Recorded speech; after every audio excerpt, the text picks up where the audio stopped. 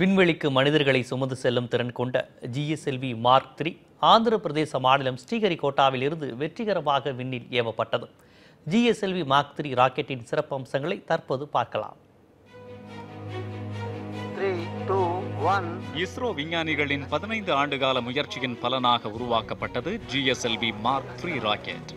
சுமார் 200 யானைகளின் எடை கொண்ட இந்த GSLV Mark 3 ராக்கெட்டுக்கு இஸ்ரோ விஞ்ஞானிகள் வைத்துள்ள செல்ல பெயர் குண்டு பையன். GSLV Mark 3 ராக்கெட்டை வடிவமைக்கும் பணிகள் 2000ஆவது ஆண்டு தொடங்கப்பட்டன. 2010ஆம் ஆண்டு விண்ணில் செலுத்த திட்டமிட்டும் பல்வேறு தடைகளால் இந்த திட்டம் ஒத்திவைக்கப்பட்டது.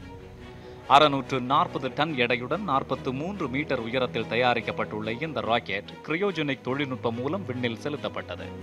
0 + 1 + 2 + 3 + 4 + 5 + 6 + 7 ராக்கெட்டில் 3136 கிலோ எடையுள்ள GSAT-19 செயற்கைக்கோள் விண்ணில் செலுத்தப்பட்டுள்ளது.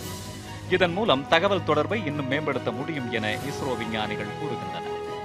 200 முறைக்கும் மேலான சோதனைகளுக்கு பிறகு விண்ணில் செலுத்தப்பட்டுள்ள இந்த ராக்கெட்டின் கோணங்களை எளிதாக மாற்றிக்கொள்ளலாம் என விஞ்ஞானிகள் தெரிவித்தனர்.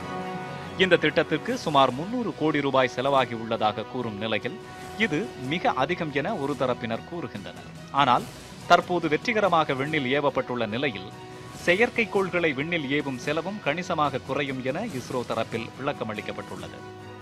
அதிக எடை கொண்ட ராக்கெட்டை விண்ணில் வெற்றிகரமாக இந்தியா செலுத்தியுள்ள நிலையில் விண்வெளிக்கு மனிதனை அனுப்பும் தொழில்நுட்பத்தில் ரஷ்யா, அமெரிக்கா, சீனா ஆகிய நாடுகளுடன் இந்தியாவும் இணைந்துள்ளது.